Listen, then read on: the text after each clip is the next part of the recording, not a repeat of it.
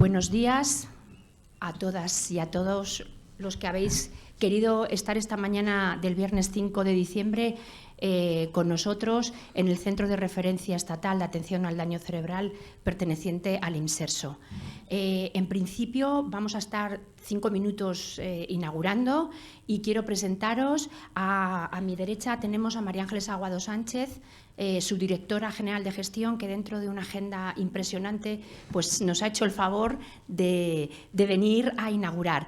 Y a su derecha, Carlos el doctor González Altez, director médico de esta casa y responsable de toda la formación especializada que intentamos hacer. Sin más, paso la palabra a la subdirectora. Hola, buenos días. Lo de la agenda impresionante es porque estamos a final de año y me imagino que todos sabéis que cuando el año va terminando hay muchas veces proyectos que queremos terminar y estamos como locos. Pero ayer Inma me invitó a acercarme aquí al CEADAC para inaugurar la jornada y la verdad que no he podido resistirme a su invitación. Simplemente quería comentar una cuestión general, ¿no?, en relación con los centros de referencia estatal. Ya sabéis que el IMSERSO, además de los centros de recuperación y de atención a personas con discapacidad física, tenemos 5 centros en este momento abiertos, centros de referencia estatal, centrados o bien en discapacidades concretas o en colectivos concretos. De estos 5 centros, 4 tienen parte de atención o de rehabilitación.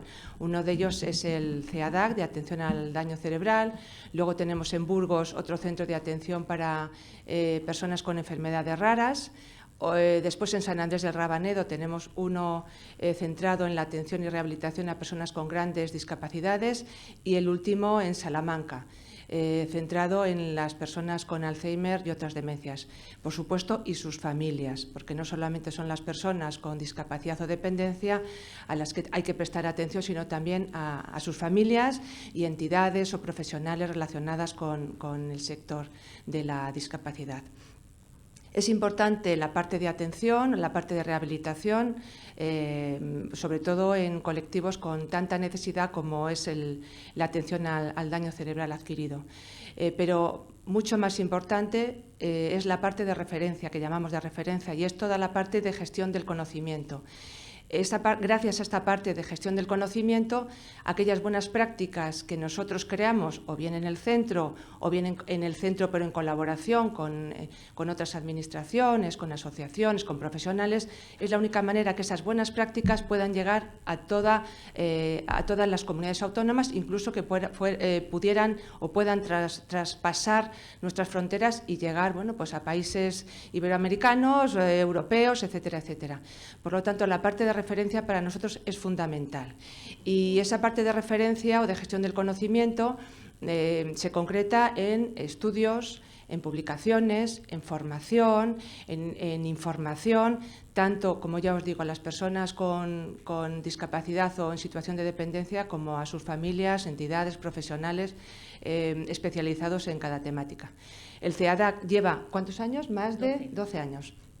Trabajando en la atención a las personas con daño cerebral adquirido y sus familias.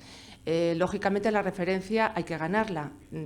Porque tengas el nombre de referencia no quiere decir que lo sea, sino que poquito a poquito hay que ir trabajando, hay que hacerse un hueco para que al final realmente sea referente y acudan a ti y sean centro de atención y centro de reunión para la atención a esta patología.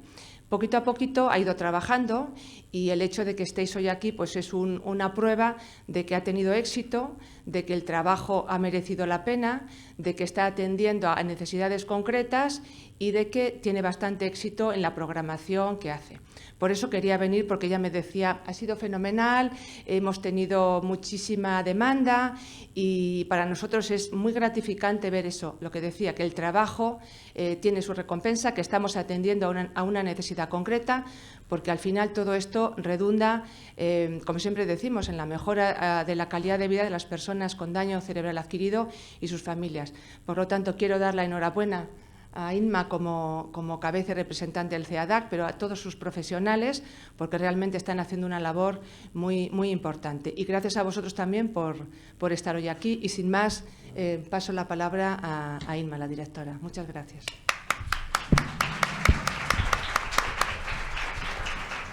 Muchas gracias, María Ángeles. Yo creo que es importante, entenderéis que nosotros, como centro perteneciente al Inserso, el tener el apoyo de la Dirección General y del Ministerio, pero nos es mucho más cercana a nuestro instituto, pues a nosotros no solo nos gusta, es que nos da impulso para poder continuar en esta línea. Y yo espero que el año que viene pues tengamos otra vez nuevos momentos de encuentro para poder presentar temas tan interesantes como el que creo que hoy tenemos entre manos y que debe ser, María Ángeles se ríe cuando hablo de evidencia científica, pero esto es evidencia científica.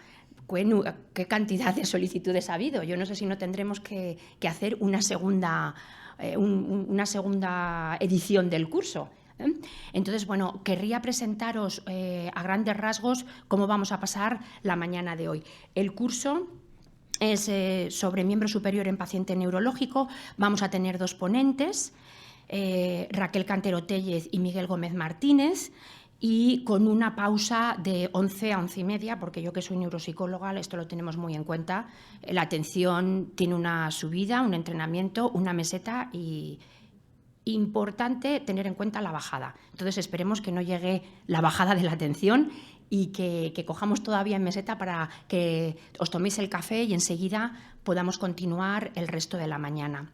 Los ponentes de esta mañana: Miguel Gómez Martínez, terapeuta ocupacional, doctor en Ciencias de la Salud, profesor titular de Universidad La Salle, universidad con la que tenemos convenio y muy buena relación, y además director del Instituto de Rehabilitación Funcional de la Universidad La Salle.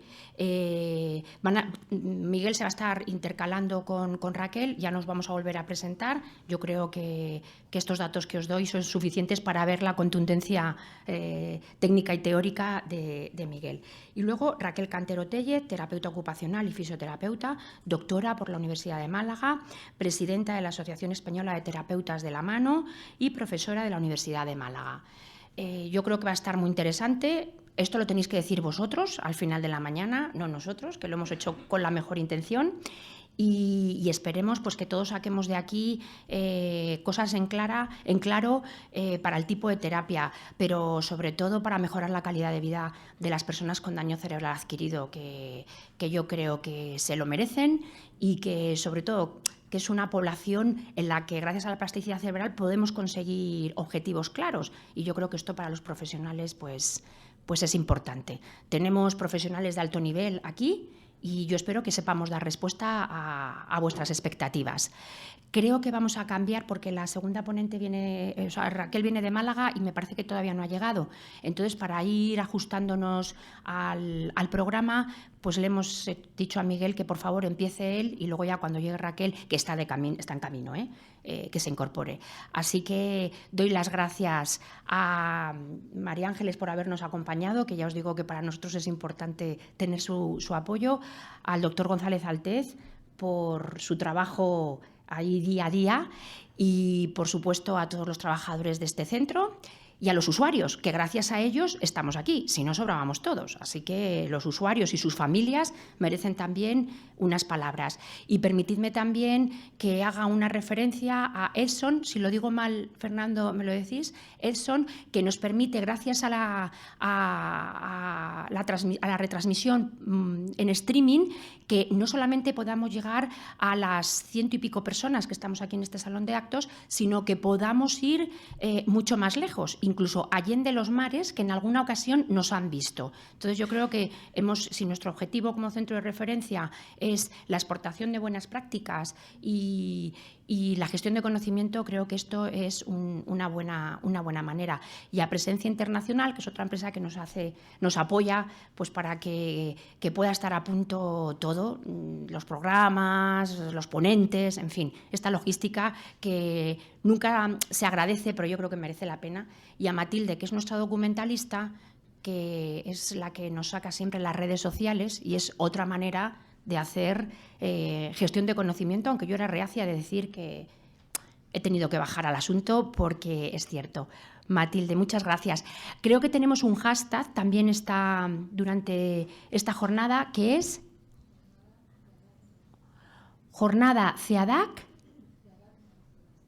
Ahí lo tenéis aquí, el hashtag. Por si acaso queréis vosotros también hacer preguntas o comentarios utilizando el hashtag.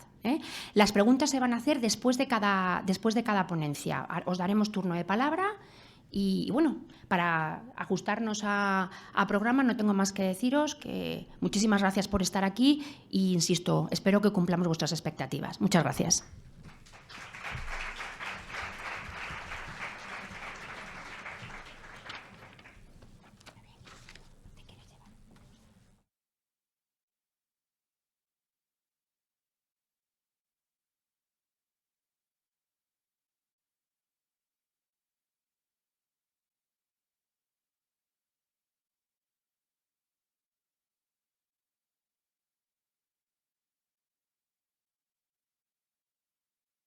Hola, buenos días. Lo primero que quería hacer es agradecer a la organización del evento, la invitación, a poder poner mi granito de arena en lo que es el aumento del conocimiento en la rehabilitación del miembro superior. Disculpar a mi compañera ponente, que anda un poco agobiada, me manda mensajes vía WhatsApp, estoy a puntito de llegar, voy por Recoletos, voy avanzando, o sea que está en Madrid ya, es cuestión de muy poquito tiempo que llegue.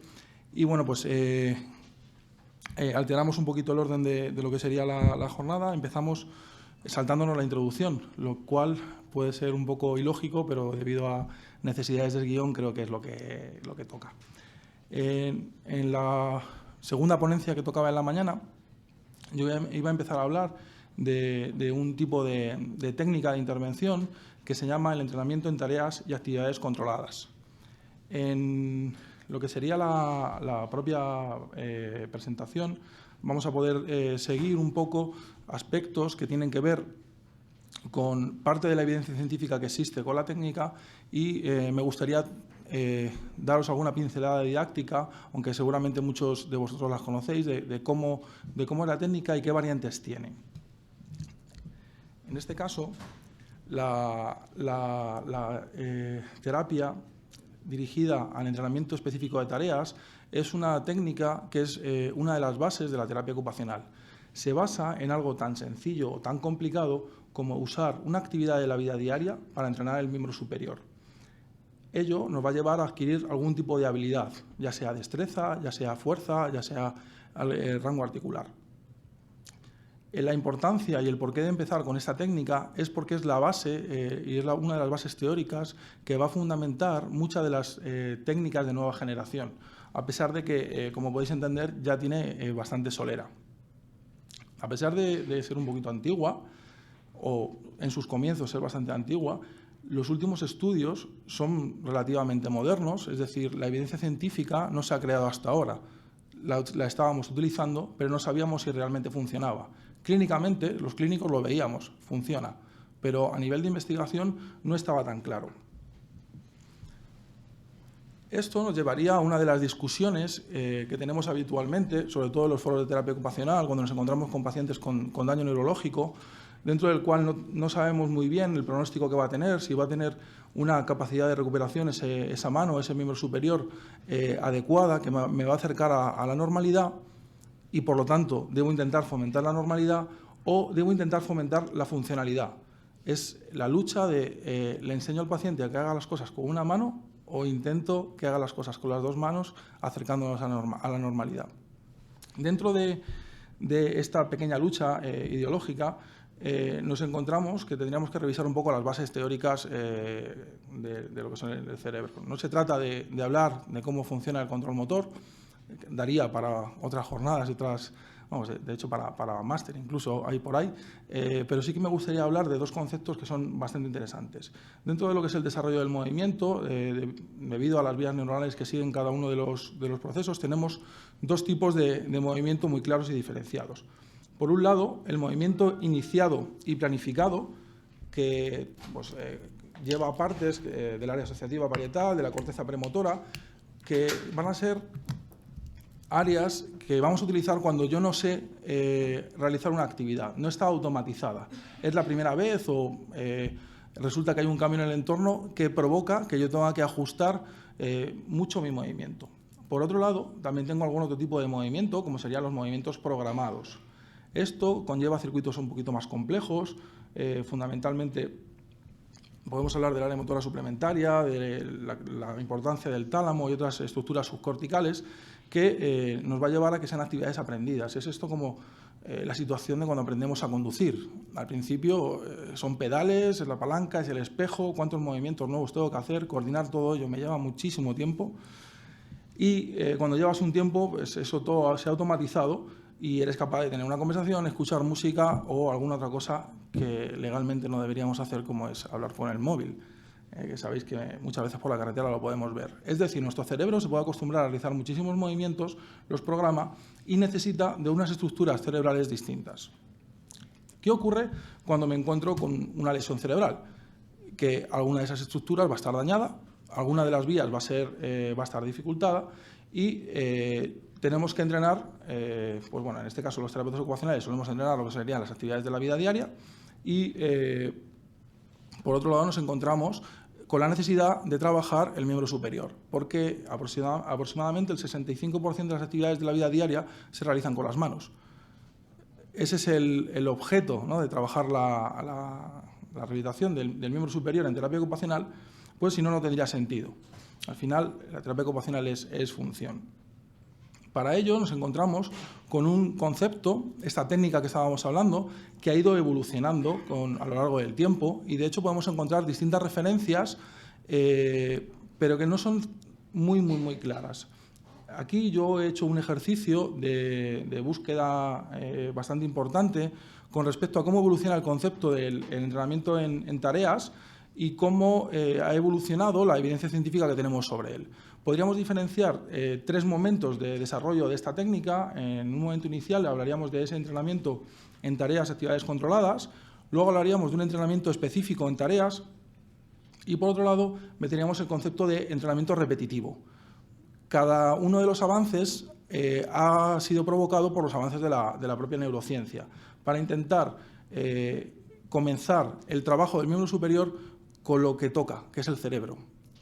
Normalmente yo estoy acostumbrado en muchos foros a hablar o escuchar hablar mucho de estructura y estamos hablando, en este caso, de daño neurológico. Funcionalmente, la lesión está en el cerebro. Es el cerebro lo que tenemos que trabajar o lo que tenemos que llevar a trabajar.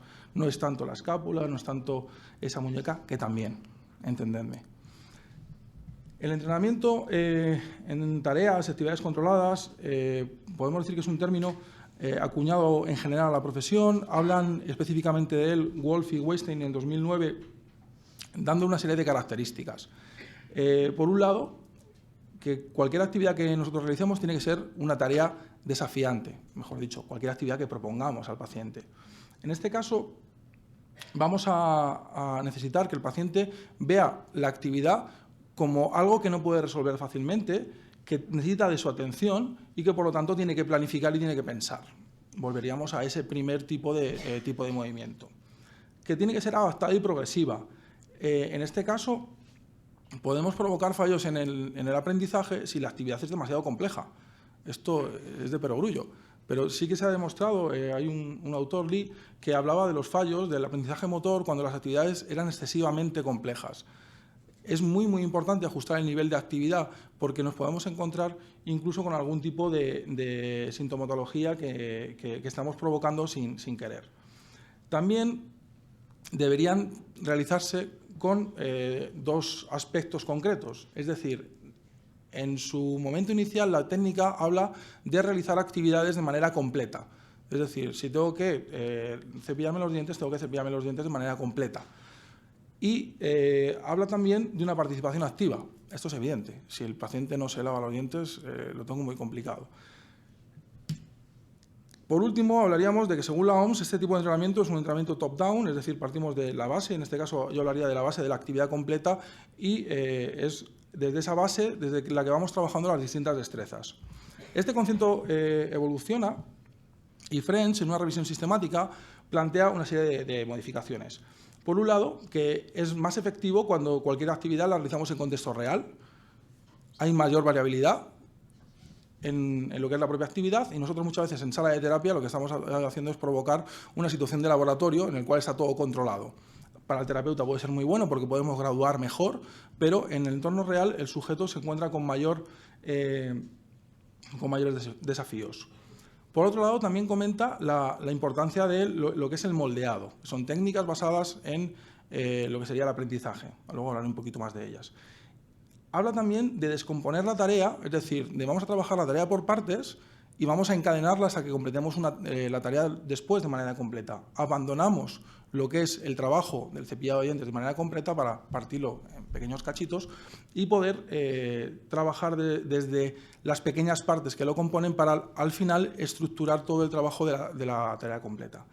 En este caso, al partir de pequeños componentes, hablaríamos de un tipo de técnica bottom-up.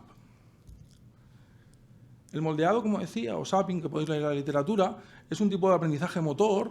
No solamente es un tipo de aprendizaje motor, es un tipo de aprendizaje, pero basado en el aprendizaje motor, sería un aprendizaje que se basa en la realización de las actividades paso a paso, en principio ordenadas, ¿de acuerdo? Aunque el encadenamiento no tiene por qué ser ordenado, podemos partir de esa graduación de la actividad, de lo que le va a resultar más sencillo al sujeto para luego encadenar cada una de las partes. Sin embargo, el moldeado sí que nos propone comenzar desde un principio.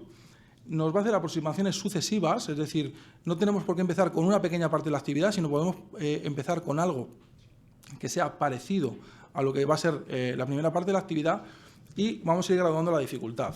Pues ¿cómo lo vamos a ir haciendo? Aumentando el número de repeticiones, disminuyendo el tiempo para ejecutar esa actividad, aumentando la distancia de recorrido, ¿de acuerdo? Por último, el concepto que ha ido evolucionando y que quizás sea el más interesante a desarrollar y el que está más en boga actualmente sería el entrenamiento en tareas repetitivas específicas, que si os podéis fijar tampoco cambia demasiado el concepto fundamental porque no está cambiando demasiado las premisas, pero sí que mete algunas cosas que pueden ser interesantes. Por un lado, mete la tarea repetitiva, la importancia de la tarea repetitiva para poder asegurarnos un aprendizaje motor. Por otro lado, nos habla de la importancia de la descomposición de la tarea con el entrenamiento de la tarea completa, es decir, la mezcla de los dos conceptos anteriores. Y en este caso, los movimientos repetitivos van a asegurar un aprendizaje motor. Antes hablábamos de conducir. ¿Cuántas veces hemos tenido que conducir para poder automatizar esos movimientos? Seguramente podemos plantearnos un número de veces que hemos tenido que coger el coche. En ese mismo modelo se va a basar esta técnica. Revisando una información de Adam Kagan en 2013 y colaboradores, vemos lo siguiente. ¿Cuál es la evidencia científica? Me disculpáis, que pone científica, ¿de acuerdo? Es una errata que acabo de detectar. Vemos que existen diferentes evidencias con respecto a la fase en la que el paciente recibe este tipo de tratamiento. Normalmente en las fases agudas nos planteamos que los tipos de intervención que se realizan en miembro superior hay que tratarlos con mucho cuidado. En la fase aguda muchas veces no está médicamente estable el sujeto, quizá no está derivado a rehabilitación y aunque a pesar de que tenemos todos una lucha constante en decir que cuanto antes se empieza a rehabilitar a una persona mejor pronóstico funcional tiene, aún así en nuestra clínica diaria sería relativamente habitual detectar que hasta una fase subaguda no recibimos a los pacientes. Este tipo de técnica ha demostrado que tiene beneficio con respecto a lo que es la fuerza del miembro superior en general, tiene una evidencia 1B, es también efectiva para la mejora de la fuerza de la pinza y también para lo que sería la función motora del miembro superior. En este caso, la función del miembro superior, la función motora del miembro superior, es comparada con lo que sería la terapia ocupacional o la fisioterapia estándar, ¿de acuerdo? Ha demostrado ser más efectiva. Por otro lado, cuando se compara con otro tipo de intervenciones, cuando veremos luego terapia de espejo, imaginería motora, otro tipo de intervenciones de cuño más moderno, hay un tipo de conflicto. No hay evidencia suficiente, no se han comparado todavía bien las técnicas. Y bueno, pues también podemos ver que no es efectiva para muchas cosas que nos podíamos plantear que bueno, pues las técnicas sirven para lo que sirven y no sirven para nada más. En la fase subaguda podemos ver que no es efectiva y la fase crónica podemos ver que no es efectiva. ¿Y por qué os vendo yo esto, no? Bueno, pues el problema fundamentalmente está en la literatura científica. Cuando leemos un artículo, leemos una revisión, leemos un metaanálisis, hay que leer bien, hay que leer con profundidad. Yo nunca me quedaría con las conclusiones de los que hacen la revisión, voy a sacar las mías propias. En la revisión que os presentaba antes, me están comparando un tipo de técnica en la cual dicen que es lo mismo una intervención de 15 minutos exclusivamente, o sea, es decir, hacer 15 minutos una actividad, que hacer un entrenamiento de varias horas al día durante 6 semanas. Esto yo creo que todos clínicamente podemos entender que no es lo mismo. Pero a pesar de eso, en este tipo de revisiones se meten, porque al final los criterios de inclusión y exclusión son los que te invitan a la hora de hacer la revisión qué artículos metes. Claro, si tú comparas este tipo de actuaciones, te pueden dar resultados como los que acabáis de ver hace un momento. Los protocolos no son iguales. Es decir, si partimos de que el mínimo son 15 minutos y el máximo son 6 semanas, pues podéis entender que entre medias hay una franja muy importante. En este caso, también es difícil comparar cuando nos mezclan en las revisiones los 3 tipos de técnica que hemos visto anteriormente. Es decir, el entrenamiento específico, el entrenamiento repetitivo específico y el entrenamiento de la actividad. No, son difícilmente comparables. Está claro que en muchísimos artículos no nos dan exactamente qué es lo que han hecho. Ojalá, para los clínicos cuánto nos gusta que nos digan exactamente qué han hecho para poder imitar esos buenos resultados. Pero muchas veces nos encontramos que no. Y los revisores, pobres de ellos, se encuentran con dificultad para encontrar esa información clara. Y meten todos al mismo saco y luego pasa lo que pasa. En una revisión Cochrane de French en 2007, no hace tanto, aunque ya es un poquito antigua, nos encontramos que comparaba lo que sería este tipo de actividad dirigida hacia el miembro inferior y hacia el miembro superior. Y nos plantea algo que me parece muy interesante, que es que funciona en el miembro inferior y no funciona en el miembro superior. ¿Esto por qué puede ser? El planteamiento para mí es bastante claro. Es decir, si tú haces un entrenamiento específico, repetitivo, de algo como la marcha, que tenemos todos bastante claro, que es una actividad que tiene un nivel de movimiento clasificada como programada, que tiene altos niveles de actividad subcortical, nos podemos encontrar que la repetición, que es lo que estamos buscando, es bastante sencilla. Un paciente que empieza a andar en vuestra clínica, ¿qué hace? Anda. Y anda por la tarde un rato, y vuelve a andar, y vuelve a andar. Sin embargo, un paciente que trabaja con su miembro superior se adapta a esta circunstancia y empieza a trabajar con las manos, pero con la buena, no con la mala. Y trabaja, pero con la buena, no con la mala. Por lo tanto, nos encontramos que o programamos algún tipo de tarea específica o nos encontramos que difícilmente vamos a conseguir que los movimientos de la mano pasen a ese nivel de movimiento programado en vez de movimiento planificado. Porque cada vez que el sujeto con una afectación del miembro superior intenta realizar una actividad nueva, se encuentra con que es un reto nuevo muy difícil de superar. ¿Vale? Todos son actividades planificadas, programadas, aparte de otro tipo de conceptos que hablaré después, como es el aprendizaje por desuso y otros conceptos. ¿Qué ocurre? Que una revisión, 3 años después, hace 4 años, de Timmermans, nos dice que sí que es útil, y sí que es útil para el miembro superior, y sí que es tan útil como para el miembro inferior si está bien programada. ¿De acuerdo? Esto pues abre un poquito de esperanza, ¿no? Que lo que os estoy contando pueda servir para algo, me imagino. Hay una serie de datos de interés que sí que nos van a determinar cuándo es útil el trabajo con este tipo de actividad. Por un lado, hay un prerequisito mínimo necesario, que es que el sujeto tenga que tener algún tipo de activación muscular. Muchísimas veces nosotros nos vamos a plantear que el sujeto tiene que mover un mínimo para poder empezar a trabajar. Muchísimas veces le ponemos la mano encima de la mesa, le ponemos un trapo, venga, a limpiar la mesa, ¿vale? Porque es cuando empieza a activar.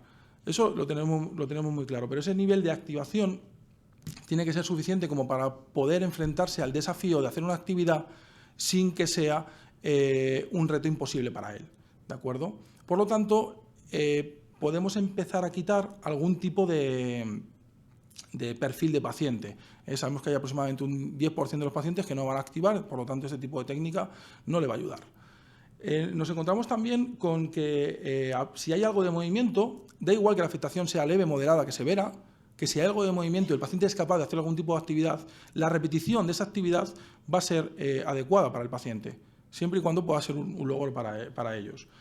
En este caso, cuando intentamos hacer un aprendizaje motor nuevo, nos tendríamos que plantear el número de repeticiones que hacemos y nos tenemos que plantear también que simplemente la intervención de 15 minutos va a hacer o va a generar cambios a nivel cortical.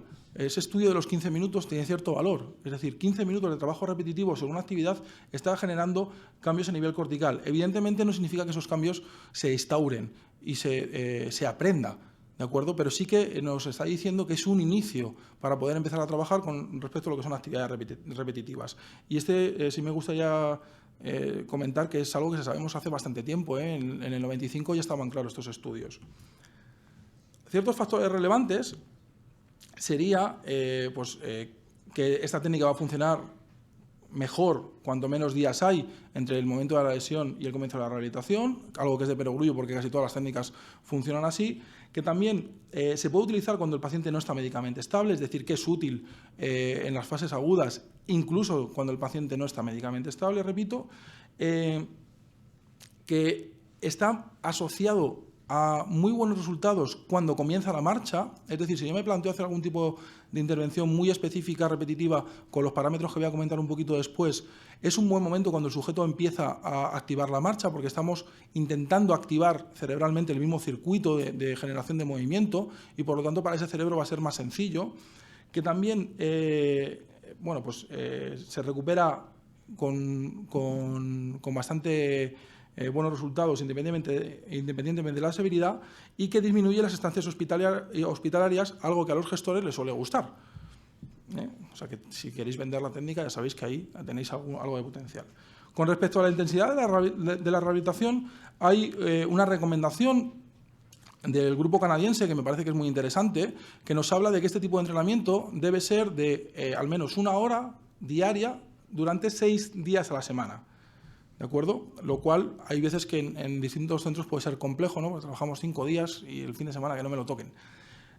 Hay una débil correlación con un mejor resultado cuanto más aumentamos la intensidad de la terapia. Pero en algunos protocolos que han presentado de 30 a 45 minutos también se ha visto que tienen mejorías funcionales. Es decir, que esa mejoría, a pesar de tener menos tiempo, se puede aplicar. Esto me parece muy relevante porque no todo el mundo tenemos 1 hora para trabajar con el paciente. Hay veces que por el sistema de trabajo pues tenemos esa media horita. También es factible poder utilizarla para conseguirlo. Evidentemente, podemos esperar algún resultado algo peor. Por último, en ese sentido, volver a repetir que la mala elección de la actividad puede generar dificultades de aprendizaje y aumentar la espasticidad. Esto lo comentó Turton en 2002 y aún así muchísimas veces nos acabamos peleando con que el paciente quiere hacer tal actividad. Nosotros los terapeutas ocupacionales, y entiendo que otras profesiones, muchas veces, oye, que es que este paciente quiere recuperar tal actividad. Es que él quiere y es que ahí está su motivación y sí, y podrá querer. Pero como la actividad no sea la adecuada, podemos encontrarnos con un conflicto, incluso un conflicto a nivel sintomatológico. Por otro lado, las características de las sesiones, tendríamos que decir que el tiempo de la sesión que le decidamos dedicar es menos importante que la naturaleza de las actividades, ¿de acuerdo? Sí que se ha estudiado, según Bell, que es mucho más importante que las actividades tengan pues todos los aspectos que hemos comentado anteriormente, que decidamos de trabajar 1 hora y media, porque es más que el protocolo recomendado, y así pues, vamos a obtener más beneficios. Es mucho mejor ajustar bien las actividades. También nos comenta Dobkin que es muy importante planificar descansos, ¿de acuerdo? Los descansos programados dentro de lo que son las actividades, y ahí podemos tirar mucho de recursos porque podemos hacer descansos activos, es decir, entre una actividad repetitiva y otra actividad repetitiva te va a meter alguna actividad que no sea de un componente motor, sino trabajo otro tipo de aspecto, o voy a trabajar con la otra mano, o voy a trabajar de otra manera, puedo seguir trabajando a pesar del descanso. Ese descanso para el cerebro de esas áreas está visto que es bastante bueno. Y si no generamos un poco de descanso, podemos ralentizar el aprendizaje. Pero uno de los conceptos fundamentales, que sería la repetición del aprendizaje motor, es decir, la repetición de la actividad, nos tendría que llamar mucho la atención. Y yo os preguntaría, si pudierais contestarme todos, ¿cuántas repeticiones de una actividad proponéis a un paciente? Hay muchas veces que, como le cueste mucho, tiramos 2 o 3 veces y ya está. Hay muchas veces que trabajo de estándar, 10 repeticiones, 3 series y tiro para adelante, o algo así. Entonces, es interesante saber cómo el cerebro va a aprender. Y hay varios estudios que nos dicen que necesitamos entre 300 y 800 movimientos para poder generar un aprendizaje motor. No necesitamos hacer los 800 el primer día, acordaros. Galea propone que un entrenamiento de 3 semanas de 45 minutos puede ser bastante adecuado para trabajar con respecto a la función motora, la destreza y un mayor uso del brazo afecto, es decir, trabajar con ese aprendizaje por desuso para eliminar ese problema de aprendizaje motor. Un buen trabajo en 45 minutos programado me puede dar para trabajar muchas repeticiones de una actividad, ¿de acuerdo? Y ese aprendizaje motor, recordaos que al final la actividad es la excusa para ese aprendizaje motor, se va a poder desarrollar. Ahí se ha descolocado, me perdonáis. Las directrices basadas en el panel de Ottawa, que serían las recomendaciones del sistema EBCPG, nos van a hablar de varios aspectos fundamentales. Repito, no se trata de recuperar la actividad en sí misma, se trata de recuperar la función motora, pero en este caso yo, como terapeuta ocupacional, diré, pues ya que el Pisuerga pasa por Valladolid, pues ya que estoy, aprovecho y recupero la actividad de la vida diaria. Pero no es el objetivo específico de la técnica en sí. Se trata de recuperar el miembro superior y se trata de intentar saber qué actividad trabaja tal aspecto que tiene más afectado. Es decir, una buena valoración, saber a través de una pinzometría, de una afectación, de una valoración de la sensibilidad, de una valoración de la discapacidad manual con algún tipo de instrumento, tipo Wall, de los que todos conocemos, nos va a ser muy útil para saber dónde está el déficit y, por lo tanto, intentar proponer una mejora en ese sentido. Cuando trabajamos en actividad física, muchísimas veces proponemos, pensad en aquagym, levante los brazos, suba, baje. Son movimientos sin sentido, son movimientos abstractos, son movimientos sin objetivo funcional, y en este caso es imposible que activemos, bueno, imposible no, es difícil que activemos todo ese sistema de movimiento programado, que al final es lo que queremos que el sujeto sea capaz de ejecutar. Ya que ir terminando, que sé que voy un poquito así justillo de tiempo, comentaros que el protocolo GRASS propone una serie de aspectos importantes. Nos propone, por un lado, lo que es la actividad subdividida en pasos en tareas, dentro de la cual tendríamos varios objetivos. Por un lado, la fortaleza, por otro lado, el rango articular y, por otro lado, el desarrollo de la destreza. Y nos propone una serie de actividades dentro de las cuales podemos utilizar como actividades repetitivas. Sabemos muchas veces que esto de realizar actividades con clavijas, con piezas y tal, a los terapeutas nos gusta mucho. Aprovechémoslo y no tengamos miedo a utilizarlo, que no pasa nada, porque está basado en recomendaciones internacionales de grupos importantes que nos van a servir. ¿Por qué estoy diciendo esto? Porque la clavija o el dispositivo pequeño de destreza manipulativa muchísimas veces lo que me va a permitir es la repetición del movimiento. Y esa repetición del movimiento luego puede ser extrapolable o generalizable a otro tipo de situaciones. Por otro lado, también dice que no tiene sentido este tipo de intervención si no hacemos intervención en el hogar o en el entorno natural con actividades reales, actividades de la vida diaria. Pero que tampoco tiene sentido, a pesar de que yo trabaje 30, 45 minutos o una hora con el paciente, que luego ese paciente no haga nada el resto del día con esa mano. Tenemos que programar actividades en el sentido de buscar actividades que sabemos seguro que el paciente puede realizar, ¿de acuerdo? Porque nosotros no vamos a estar delante para poder regular y graduar la actividad, sino de las que yo ya estoy seguro que el paciente puede realizar, y proponérsela como un ejercicio, como cuando se le comenta, oye, tienes que andar por la tarde media horita. Pues es una cosa relativamente parecida a lo que tenemos que poner. Pero es importante que propongamos actividades que sepamos que el sujeto ya es capaz de realizar. Volviendo a la misma recomendación, porque la recomendación anterior está basada en este protocolo GRASS, sería una intervención de 1 hora al día con el terapeuta 6 días en semana, de acuerdo más las actividades programadas que planteemos. Otras evidencias nos dicen que se pueden buscar otro tipo de protocolos parecidos y que han demostrado su utilidad. En este caso, el protocolo está basado en 2 estudios que se realizan, en el cual proponen el entrenamiento de 5 tareas diferentes, que van a repetir durante 3 veces al día. Es decir, las sesiones de rehabilitación tienen 3 partes.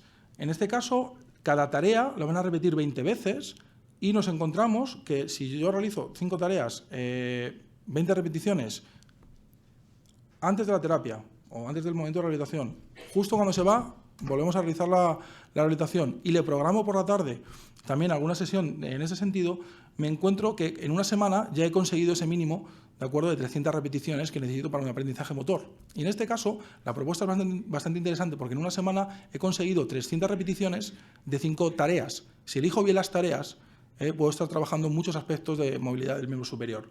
Si trabajo durante 4 semanas, esas 300, solamente hay que multiplicar, sabemos que el número de repeticiones es bastante importante y es bastante factible que un paciente esté en un recurso un mes. Y en daño cerebral lo lógico es que esté bastante más tiempo, ¿vale?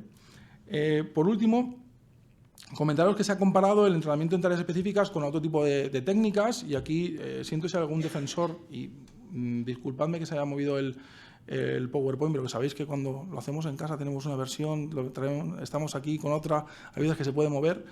Si hay algún defensor de todas las técnicas de neurodesarrollo, control motor, tipo Bobat, Knott, Bruston, de comentar que a pesar de lo conocido de estas técnicas, a nivel de evidencia científica, y yo no es que quiera meterme con ellas, ni muchísimo menos, pero a nivel de evidencia científica han demostrado lo mismo que esta técnica, que es tan sencilla, ¿vale?, que es bastante aplicable y que nos va a llevar a comentar que tiene unas bases sólidas, cosas que muchas veces a este tipo de conceptos le faltan, es decir, no tiene unas bases teóricas demostradas.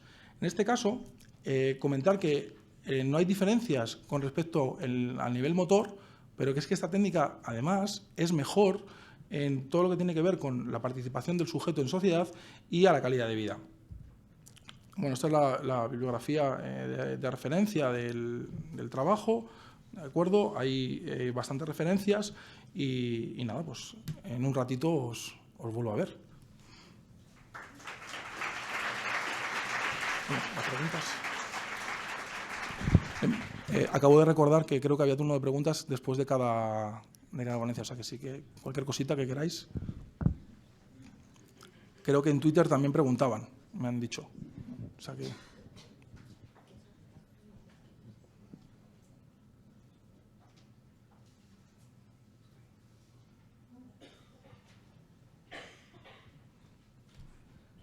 Pues nada, yo creo que pasamos. Si hay una pregunta. Pensaba que no, pero... Hola, gracias. Estaba comentando a mi compañera que es perfecto y además se ha explicado muy bien, pero que muchas veces falta a lo mejor el ejemplificar estas tareas con algo que no sea a todos más comunes. El decir, supongamos que un paciente tiene como finalidad el ser capaz de tender la ropa. Por ejemplo, ¿en cuántas tareas subdividirían? O sea, ¿qué propondrías?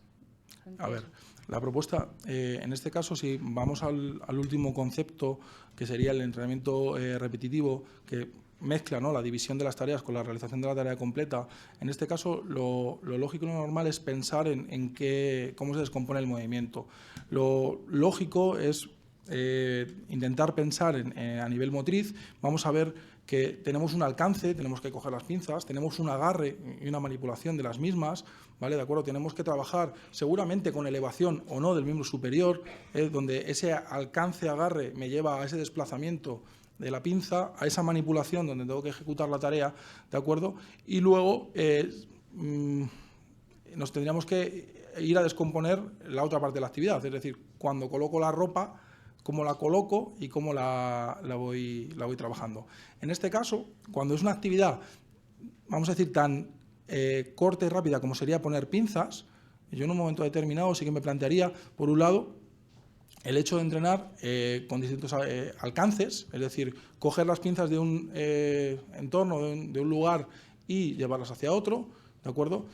Coger lo que serían las propias pinzas e ir colocándolas en su sitio, y ahí estaremos trabajando, entiéndeme, ahí estarías trabajando varios aspectos, ¿no? Por un lado estarías trabajando alcances, por otro lado estarías trabajando manipulación, por otro lado estarías trabajando fuerza, pues estás trabajando fuerza de pinza, y por otro lado estarías trabajando lo que es la propia manipulación de la orientación del objeto para poder colocarlo. Serían aspectos que estás trabajando a nivel motor con el apoyo de la propia actividad. Para ello, el tema de las pinzas es muy frecuente, pero me pasaría un poco igual con el tema del planchado, me pasaría igual con actividades instrumentales que en un momento determinado puedan ser repetitivas. No sé si con esta explicación Sí, realmente, o sea, si lo único que quería decir es que a veces el hecho de que incluso nosotros pensemos eso, en ser capaces de dividir tareas como más comunes, como que nos hace, vamos, ver con mucha más facilidad el llegar al trabajo y decir, bueno, pues voy a proponerme esto o aquello con determinados pacientes. Sí.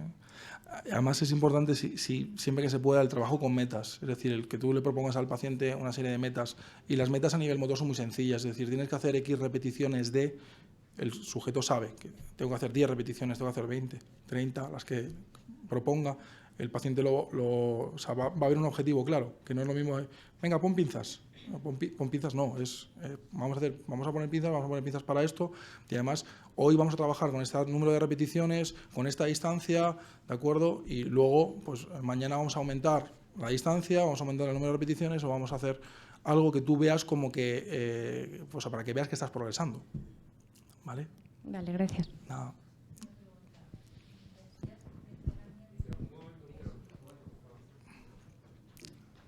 Es que estamos en streaming, entonces... De pie.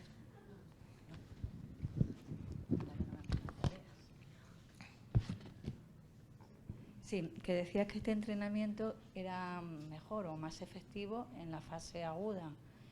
¿Te pones algún tiempo? O, por ejemplo, cuando muchas veces sí, tienes al paciente en una fase aguda, pero muchas veces han estado ese tiempo, se han ido de alta y te vuelven otra vez. Los tienes en la subaguda, crónica y más que crónica.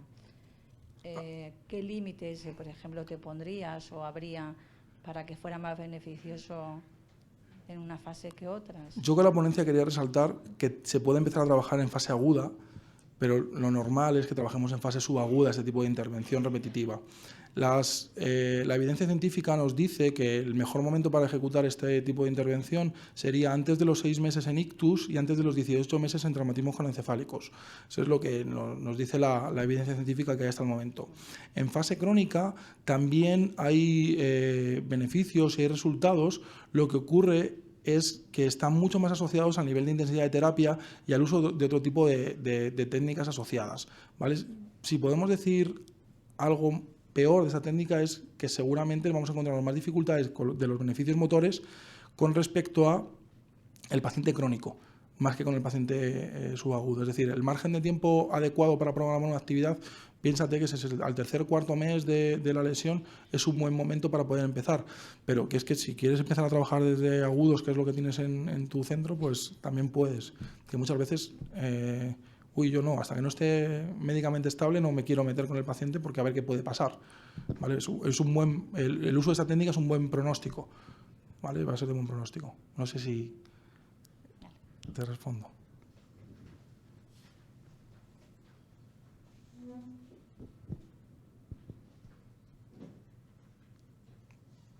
¿Ok? Pues nada, hacemos el cambio. Gracias.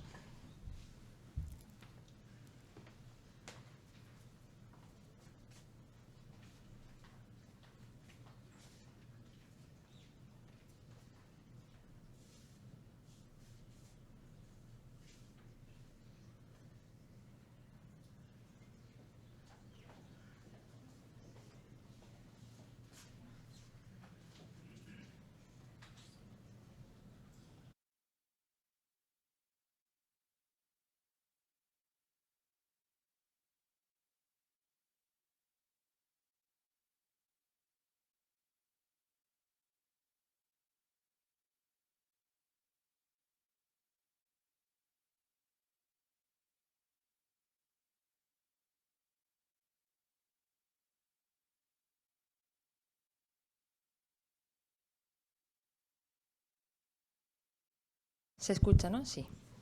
Bueno, disculpad el retraso, ha habido un cambio un poco en el programa por tema AVE y voy a haceros ahora la introducción, ¿vale? A Miguel todavía no ha hablado, yo os hago la introducción y explicamos un poquito qué es el tema de la terapia de mano, en qué consiste, por qué pensamos que es necesario la especialización dentro de lo que es una especialidad ya que es en neurología y que sepamos un poquito por dónde vamos, en qué punto estamos ahora mismo, de dónde venimos y hacia dónde queremos ir.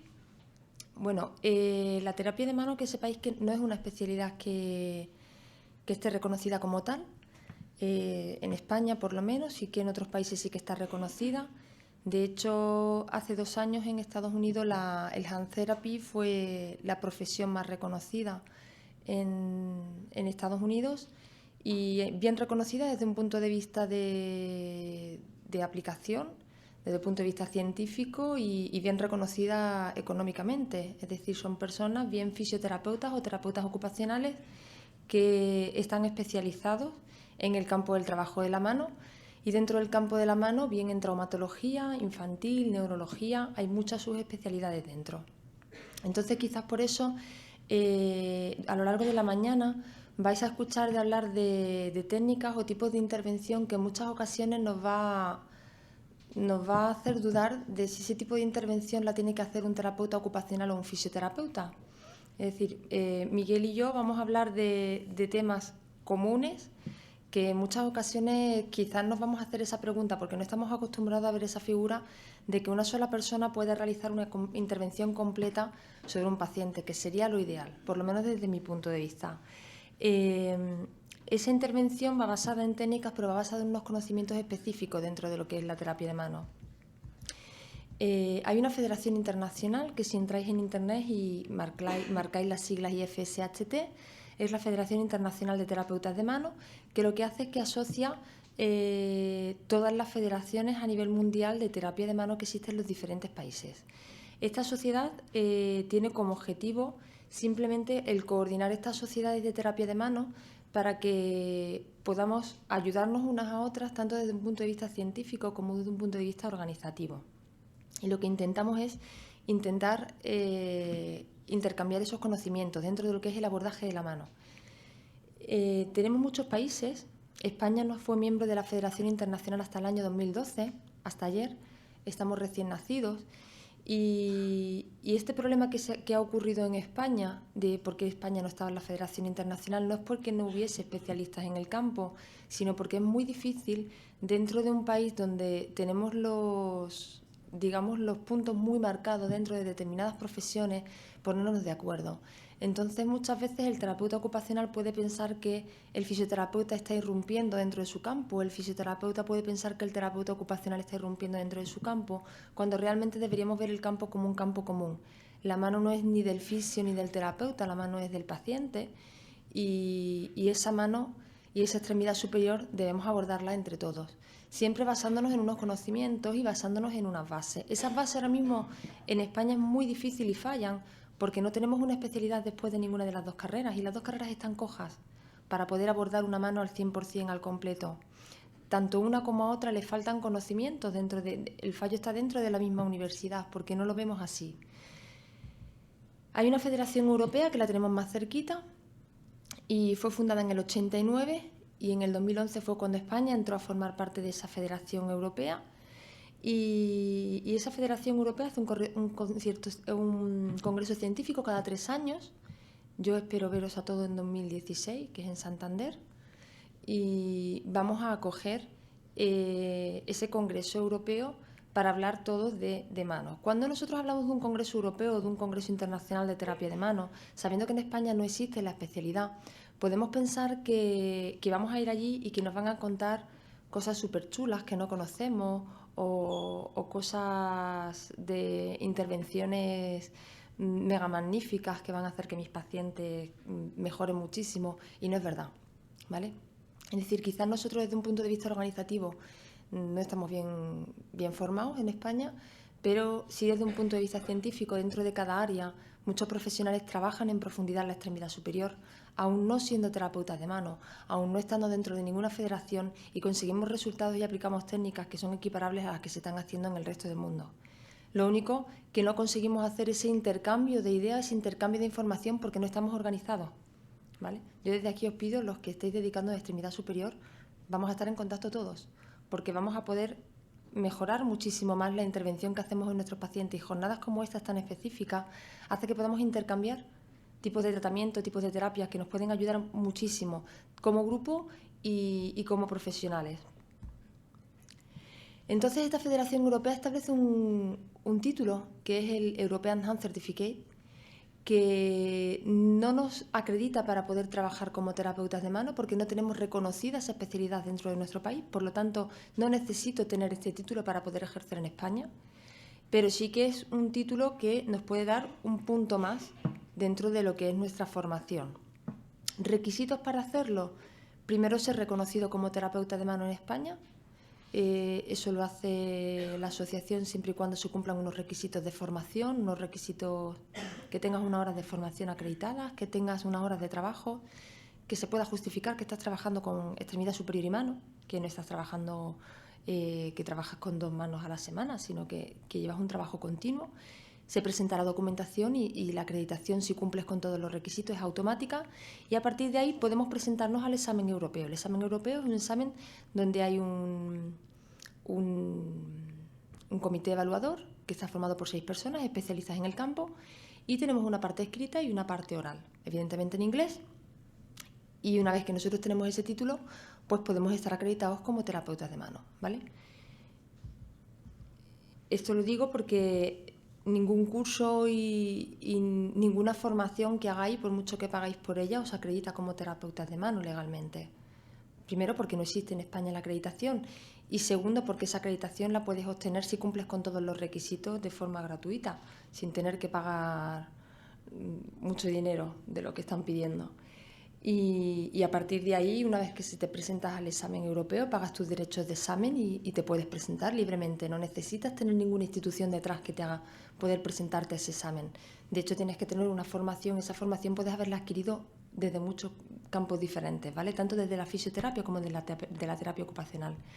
Actualmente en España esto es un problema porque terapeutas ocupacionales y fisioterapeutas nos cuesta mucho ponernos de acuerdo. Yo no sé si aquí en la sala hay de los dos, sois todos fisios, terapeutas. ¿Cuántos terapeutas hay? Y el resto fisios, ¿cuántos fisios? Porque así no estamos fisios, estamos en minoría. Pero que el estar todos dentro de una misma sala y hablar el mismo lenguaje nos va a ayudar mucho con nuestros pacientes, nos va a ayudar a mejorar la intervención y nos va a ayudar a entender qué es lo que hace el compañero de la habitación de al lado, que no creo que debiera estar la habitación de al lado. Deberíamos trabajar todos juntos, y más en neurología, porque el paciente, desde un punto de vista neurológico, no podemos trabajarlo por trozos, no podemos trabajarlo por partes, aunque desde un punto de vista didáctico se enseñe por partes. A la hora de trabajar y abordar a un paciente en neurología tenemos que hacerlo como un todo.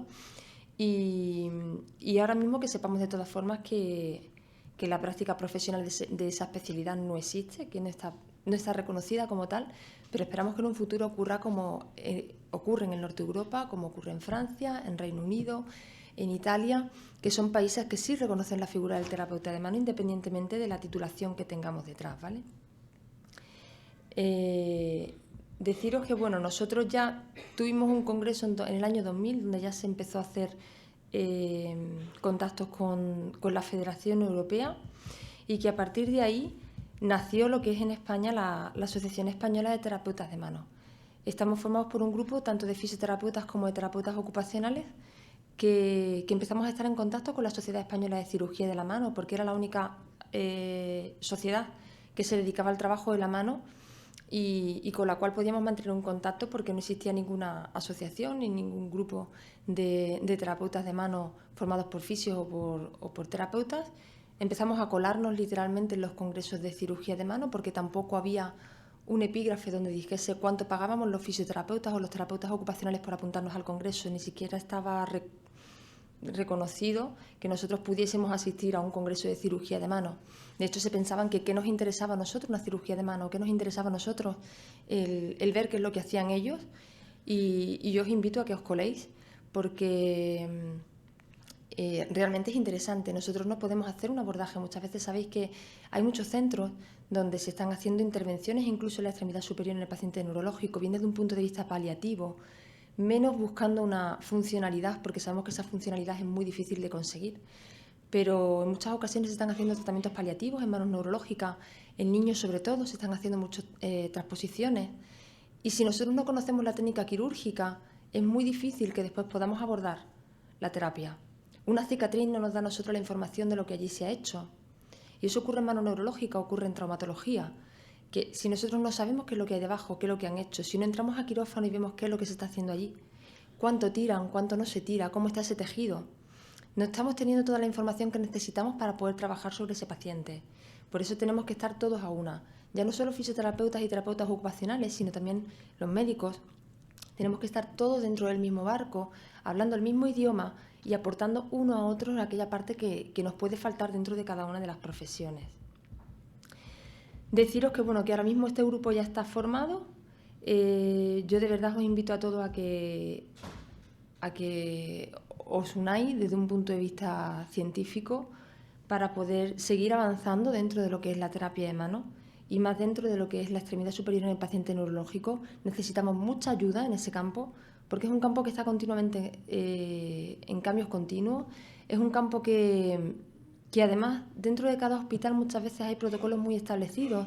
Dentro de cada centro se trabaja de forma diferente, tiene unos matices y esos matices en estas jornadas son puntos donde nosotros podemos tener estos puntos de encuentro y discutir esos matices que cada uno trabaja con sus pacientes, que al final nos pueden ayudar. Y deciros que existen muchas jornadas de actualización en extremidad superior, tanto en neurología como en reumatología, como en mano traumática, que estéis atentos también a la web, porque en muchas ocasiones incluso podéis proponer formación casi gratuita, porque lo que se hace muchas veces es que nos juntamos un grupo y decimos ¿qué nos interesa? Nos interesa hablar de este tipo de lesión y hay una persona que es un crack en el tratamiento de este tipo de lesión y vive en tal sitio.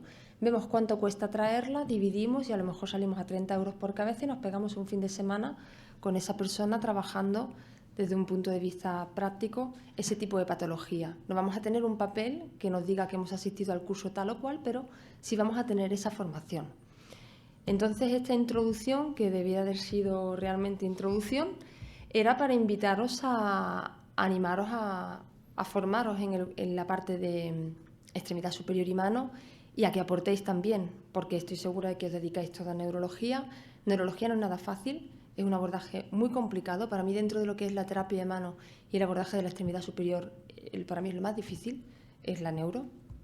Y invitaros a que participéis, a que os organicéis como tal, incluso como un grupo de estudio dentro de lo que es la extremidad superior en el paciente neurológico y que a partir de ahí podamos empezar a sacar estudios que vamos a ver ahora después con las ponencias que vamos a ir dando, que falta mucho por hacer, sobre todo en neurología, que hay mucho estudiado, pero también estamos muy cojos y si conseguimos ir grano a grano y paso a paso, trabajando en diferentes puntos, en diferentes técnicas que nos faltan todavía, podremos mejorar en un futuro mucho la funcionalidad de nuestros pacientes, porque al final es lo que estamos buscando.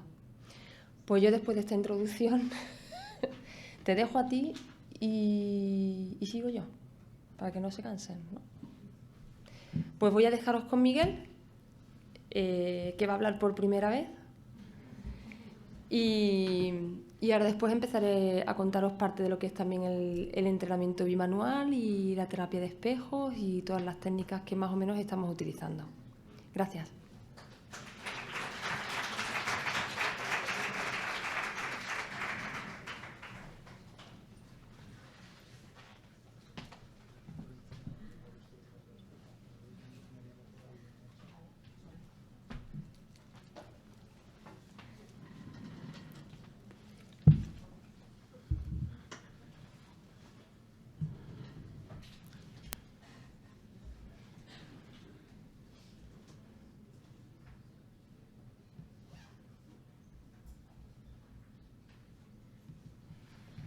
Hola, buenos días. Querría agradecer a la organización la invitación.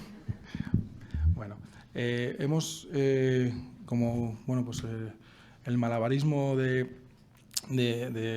los trenes, el tráfico, ha hecho que Raquel llegue un poquito más tarde, por intentar generar coherencia antes de la pausa del café y con todo lo que va después, porque los bloques estaban pensados de una manera determinada que hemos tenido que modificar. Voy a empezar yo ahora. Supuestamente me tocaba hablar de terapia de movimiento inducido por restricción.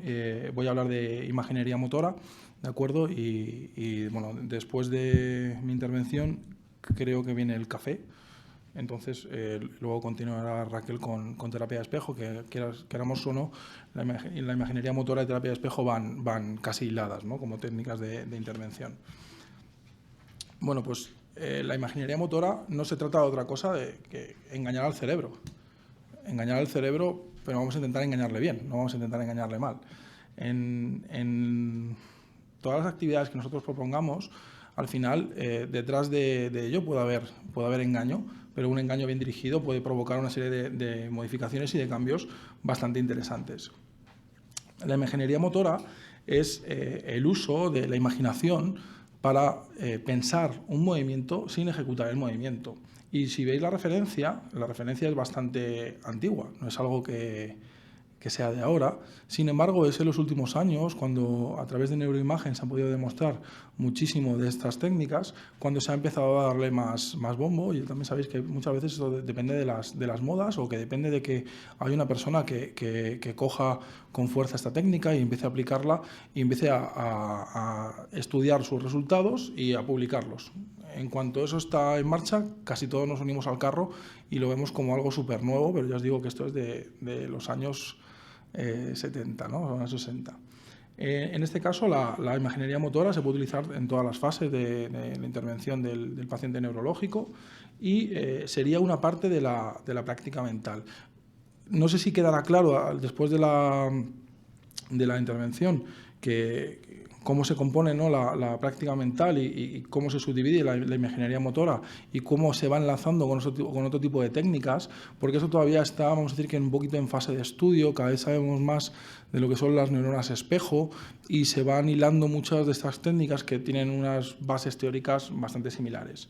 A pesar de todo ello, la evidencia que hay todavía es poca como para poder hablar con rotundidad de todos los beneficios. Los mecanismos de acción, en este caso, se han podido demostrar a través de mapeos, a través de la resonancia magnética funcional, y nos hablan de una reorganización cortical, fundamentalmente del área del córtex premotor. Y en este caso vamos a ver que se activa exactamente igual o de manera muy parecida cuando yo pienso un movimiento a cuando lo ejecuto, en la región del córtex premotor. Los primeros estudios vienen asociados a lo que sería el dolor del mismo fantasma. No vienen asociados directamente a la neurología, pero al final el dolor no deja de ser una parte de la neurociencia y al final tienen el mismo sentido en ambos campos. En este caso, los primeros estudios intentaban asociar esta imaginación de movimientos sumándole lo que es la discriminación sensorial, la localización táctil, discriminación del frío y el calor, ¿de acuerdo? Y vieron que había una mejoría, en este caso, con respecto al dolor en los momentos pre, post y de seguimiento. También empezaron a ver cómo utilizar el uso de imágenes, la presentación de imágenes en pacientes con otro tipo de dolor, ¿de acuerdo? El dolor lumbar puede ser un dolor muy claro, no muy cercano a la neurología, pero que tiene los mismos aspectos. Y cuando yo le presento a un paciente una espalda en una posición que podemos hablar de inadecuada, inclinada lateralmente hacia un lado, un paciente que tiene dolor en ese momento va a tener mayor dificultad de reconocer hacia qué lado se lateraliza, ¿de acuerdo? Es decir, le cuesta más discriminar hacia qué lado va, y en este caso va a tardar más tiempo en dar respuesta que un paciente que no tenga dolor. En este caso, con respecto a lo que sería el entrenamiento de la imaginería motora basado en todas las teorías de las neuronas espejo, es un entrenamiento en 3 pasos. Por un lado, tendríamos que hablar de ese reconocimiento de la lateralidad del cerebro, ¿de acuerdo? Por otro lado, tendríamos que hablar de la propia imaginería motora en sí misma. Y por último, hablaríamos de lo que es la terapia de espejo como complemento. Cuando hablamos de esta linealidad de técnicas, al final muchísima gente está agrupando este tipo de reconocimiento de la lateralidad como parte de la imaginería motora, pero yo personalmente creo que habría que diferenciarlo claramente como un tipo de técnica distinta y que sería el precursor de la imaginería motora y el precursor de lo que sería la terapia de espejos. Muchísima gente está ejecutando directamente estas técnicas sin pasar por este paso previo y se ha demostrado que es más eficaz el uso de esta linealidad de técnicas. Muchas veces nos podemos engañar con lo que vemos. Y cuando nos engañamos con lo que vemos, si esto lo aplicamos al reconocimiento de la lateralidad, pues podemos encontrarnos con pequeñas situaciones de difícil experiencia. Y voy a intentar hacer un pequeño experimento con todos aquí presentes, incluso con la gente que nos ve en vídeo, y quiero que hagamos un pequeño ejercicio. Reconocer la lateralidad, ¿vale? Hay un programa, se llama Recognize, que bueno, no nos paga nada ni sabemos nada de ellos, pero que es bastante interesante, que nos permite trabajar la lateralidad de manera online, cosa que sabéis que a día de hoy es bastante útil. Os voy a pedir algo muy sencillo. Vais a ver manos que aparecen en distintas situaciones y me gustaría que mentalmente fuerais pensando si es mano derecha o mano izquierda. ¿De acuerdo? Pues bueno, vamos allá.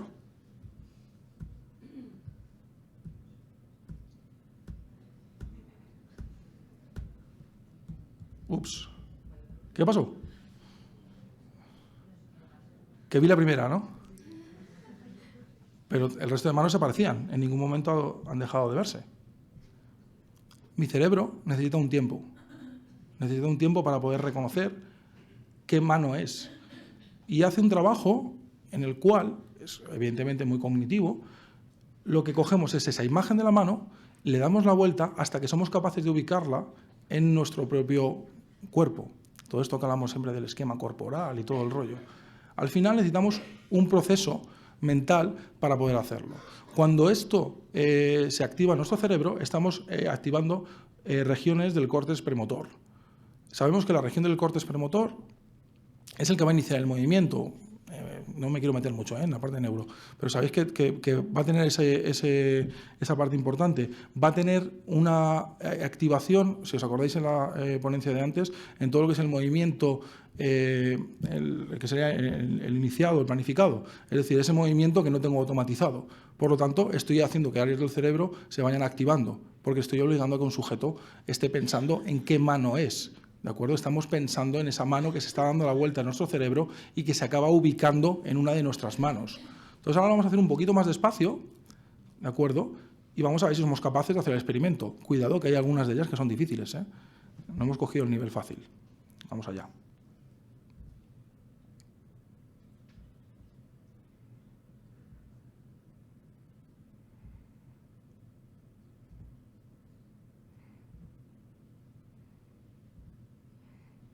Sí, hay pies. El reconocimiento de la lateralidad al final activa las mismas regiones, ya sea un pie, ya sea una mano. Evidentemente estamos en un foro de mano y el Recognize nos permite trabajar distintas áreas del cuerpo. ¿Cómo trabaja Recognize? Es un programa, como es muy sencillo, ves una foto y tienes que elegir izquierda o derecha, ¿vale?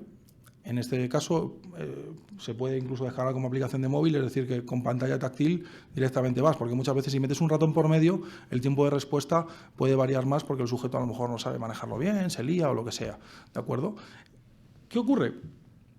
Que trabajando con el reconocimiento de la lateralidad tenemos que tomar una decisión muy rápida, ¿vale? Más cuando nos están proponiendo una actividad que sabemos que va a tener unas metas y que encima me va a devolver unos resultados. Todos habéis intentado, con toda vuestra capacidad cerebral, saber si era a la izquierda o a la derecha. El paciente está haciendo exactamente lo mismo, porque quiere hacer bien las cosas. El cerebro gira esta imagen y todo esto nos va a servir para varios aspectos. Por un lado, para el entrenamiento motor, ¿de acuerdo? Si yo soy capaz de activar la región del córtex premotor, esto me puede ser útil. en etapas posteriores para generar movimiento. Me va a resultar también muy útil para el dolor. Y aquí habría que irse a pequeños resultados que están apareciendo ahora mismo en la literatura y, de hecho, algunos de ellos os puedo avisar que no están ni publicados, ¿vale? Tengo un compañero en la universidad que está haciendo un trabajo muy interesante sobre el dolor y han visto que en sujetos que les realizan una sensación dolorosa, y de hecho le encontraron este hallazgo por pura casualidad, mientras que estaban realizando la prueba, le hacían un mapeo y le decían a un paciente, por favor, estése quieto.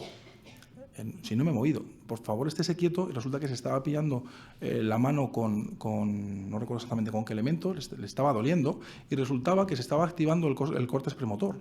Ellos, todos pensamos, ¿no? Tengo dolor, se me activan las vías somatosensoriales y es la vía del dolor más clara y demás. Sabemos también que se está activando el córtex premotor, por eso puede ser útil también para el dolor. Evidentemente trabaja sobre el esquema corporal y, en este caso, la normalidad estaría en un 80% de efectividad, es decir, no vamos a revisar todas las anteriores, pero era izquierda, derecha, izquierda, derecha, izquierda, derecha, ¿vale? Era bastante sencillo si lo hubierais sabido, claro. Y necesitamos al menos 2 segundos que he intentado contar yo mentalmente, ¿vale? Para poder determinar. Evidentemente, en un programa eso lo tenemos todo automatizado, estos resultados. Esos serían los rangos de normalidad. Una persona con una lesión cerebral sabemos que ese nivel de procesamiento va a ser o puede ser más despacio, lo que sería lo lógico, ¿de acuerdo? Pero además también nos podemos encontrar con que tiene errores, ¿no? ¿Y esos errores qué significan?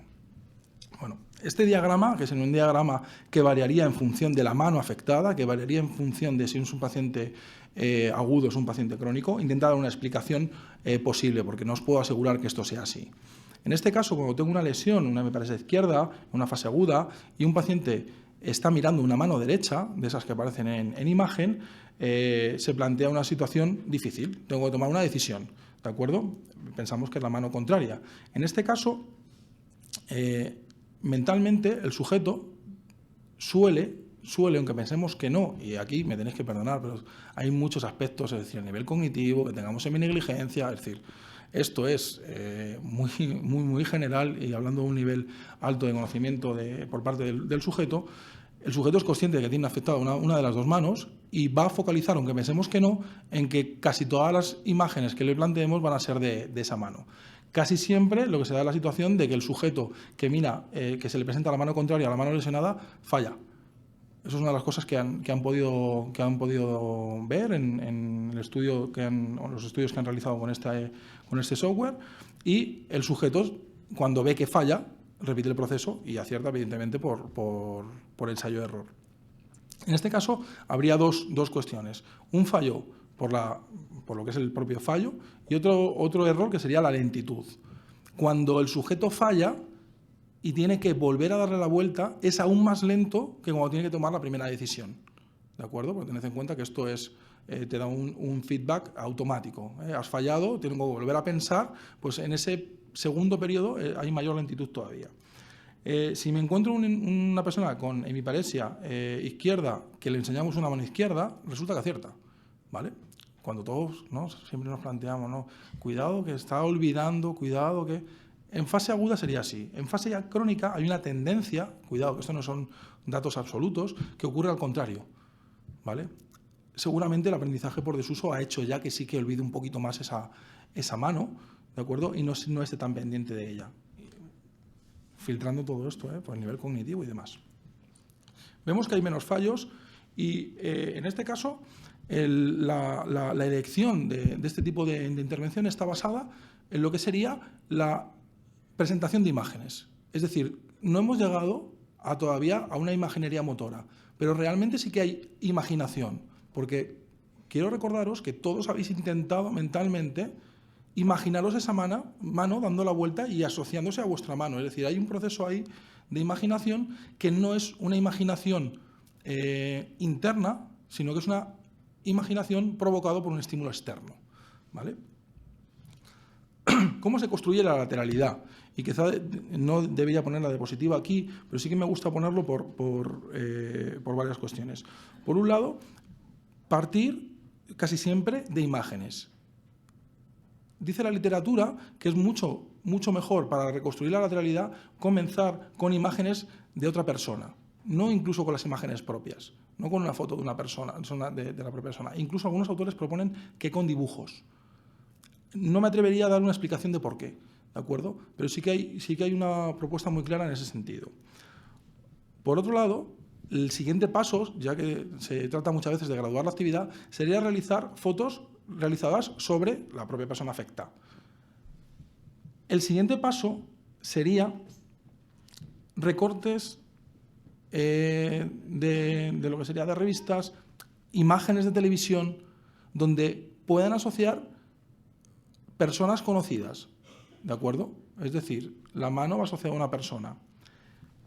Hay gente que propone el trabajo en foto antes que el trabajo en vídeo. Ahora hay muy poquitos estudios que vayan en esa línea sobre si es mejor el trabajo en foto que el trabajo en vídeo, pero sí que es cierto que ya sea tanto el uso en imagen directa como el uso en imagen digital, lo que está bastante claro es que el uso del vídeo tiene algún resultado mejor en la calidad del movimiento. Hay varios estudios, sabéis que los chinos ahora se están dejando mucho dinero en la investigación y están analizando mucho el tema del trabajo de la presentación en vídeo.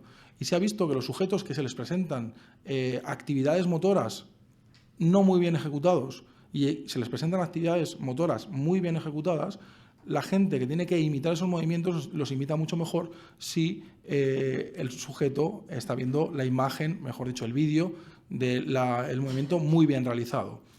¿Qué querría decir con esto? Que muchas veces cuando nosotros presentamos la actividad y le decimos, oye, quiero que hagas esto así, lo hago rapidito, estoy provocando que ese sujeto no reciba todo el input exterior adecuado y, por lo tanto, va a realizar la actividad con peor calidad de movimiento, ¿de acuerdo? Y esto es muy de todos, yo el primero, presento la actividad y venga, tengo media hora, tengo 45 minutos y tenemos que ir rápido. Pues muchas veces merece la pena, si el objetivo es mejorar la calidad del movimiento, trabajar con imágenes un poquito más lentas. Por tema de horas y demás, como tenéis el vídeo de streaming, podéis entrar a estas páginas web, entrar por aquí. Yo creo que es bastante interesante el trabajo que han hecho. Va muy dirigido al dolor, el trabajo de este grupo, pero se está aplicando en neuro. El siguiente paso, que sería esto de la imaginería motora, ¿de acuerdo? Partiría de la siguiente base. En este caso, empezaron a hacer estudios para mejorar el rendimiento deportivo, ¿vale? Una serie de neuropsicólogos empezaron a trabajar para intentar que sus deportistas fueran los mejores del mundo. Y vieron que había una buena asociación en base a ese movimiento real precedido de, me imagino, el movimiento. Sabéis que esto es muy, ¿no?, de los deportistas. Me visualizo, me imagino cómo va a ser el partido, me imagino ese golpe ganador, me imagino, yo qué sé, ese tipo de cosas que están viendo y que han visto que funcionan. En neurorehabilitación, la imaginería motora fundamentalmente está basada y dirigida hacia el dolor y el movimiento. Y en psicología cognitiva, aunque hay más estudios, para mí lo más relevante sería los que hablan de la exposición graduada a la kinesiofobia. Muchísimos de nuestros pacientes tienen este tipo de problema, ¿no? Es decir, tienen miedo al movimiento y sobre todo van a tener miedo al movimiento cuando asociamos un trastorno de movimiento, lo asociamos al dolor, que muchos de los pacientes que tenemos tienen algún tipo de dolor, ya sea dolor hombro, dolor mano o dolor del tipo que sea. En este caso, la exposición graduada a la imaginación, es decir, al movimiento a través de la imaginación, ha demostrado ser altamente útil. ¿Cómo hacer que funcione? Es decir, volvemos un poco a la técnica. Primero, podemos observar movimientos, ¿de acuerdo? La imaginería motora, que no estamos hablando ahora del trabajo sobre la lateralidad, que era más trabajar fundamentalmente en fotos, observar movimientos nos va a permitir, ya sea a través de imágenes en movimientos, es decir, imágenes secuenciadas presentadas al paciente, dentro del cual podemos entender que ahí se está ejecutando un movimiento, o ya sea un vídeo con un movimiento concreto determinado. La presentación, o el paso siguiente, sería la presentación del movimiento por partes, por sectores, por la parte de la mano, por la parte del codo, por la parte del hombro, ¿de acuerdo? Y intentando que no haya una asociación emocional de esa mano, es decir, que sean imágenes exclusivamente de esa mano, de ese codo, de ese brazo, es decir, que no vayan con una cara detrás. El siguiente paso sería la imaginación de otra persona, es decir, ya poniéndole cara, de otra persona haciendo un movimiento, ¿de acuerdo? Y aquí es importante intentar dirigir a la persona. El siguiente paso sería imaginarse a uno mismo haciendo el movimiento. Y esto es importante que lo entendamos. Es decir, un paciente que lleve 3 meses después de su lesión, el recuerdo que tiene del movimiento es el recuerdo del movimiento que está haciendo muchas veces en las sesiones de terapia. Es decir, es ese movimiento lento, de baja calidad, ineficaz.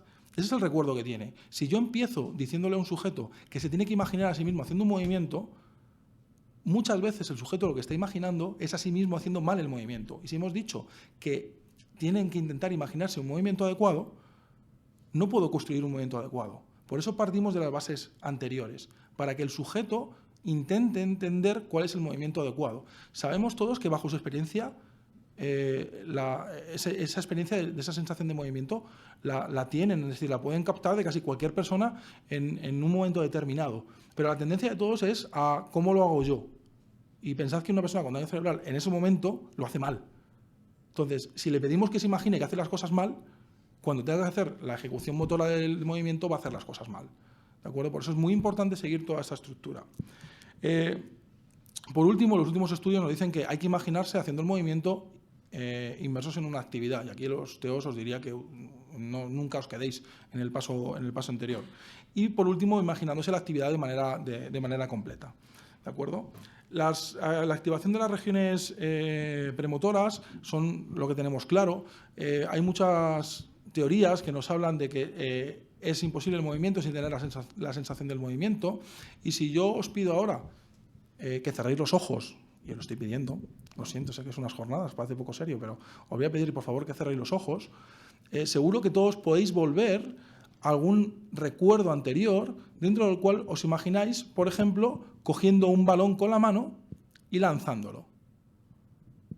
Todos ahora mismo que estáis imaginando esa situación, seguramente la estáis ubicando en el espacio-tiempo. Estáis recordando todo el contexto y estáis imaginando incluso aspectos que tengan que ver con el entorno. Pero si yo os pido que por favor intentéis imaginar ese mismo movimiento sintiendo la sensación del movimiento, vamos a sentir con mayor intensidad la sensación del movimiento. Es decir, que en función de lo que yo te pida, provoco modificaciones en tus sensaciones. Muchas teorías hablan del prerequisito de la sensación del movimiento. Podéis abrir los ojos, que os he dejado aquí algunos. He visto que la mayoría lo sabrían, entonces digo, no lo digo, pero he visto 3 o 4 al final que los tenían cerrados. El prerequisito de la sensación del movimiento es fundamental para algunas teorías, algunas de ellas no muy demostradas, pero al final el sentir el movimiento sin ejecutarlo me está activando también otras regiones del cerebro que van a ser muy interesantes, ¿de acuerdo? Como serían las regiones somatosensoriales, y estamos activando 2 vías distintas para generar un aprendizaje motor. Por otro lado, cuando yo utilizo la respuesta emocional, esta intensidad de sensaciones puede ser mucho mayor. Es decir, si yo os pidiera que recordarais algún momento muy bueno o muy malo, va a tener un impacto emocional en vosotros y va a tener incluso alguna huella en vosotros. Es decir, a lo mejor si os pido que recordéis algo muy malo, os vais a ir al café de mal rollo. Entonces no lo voy a pedir.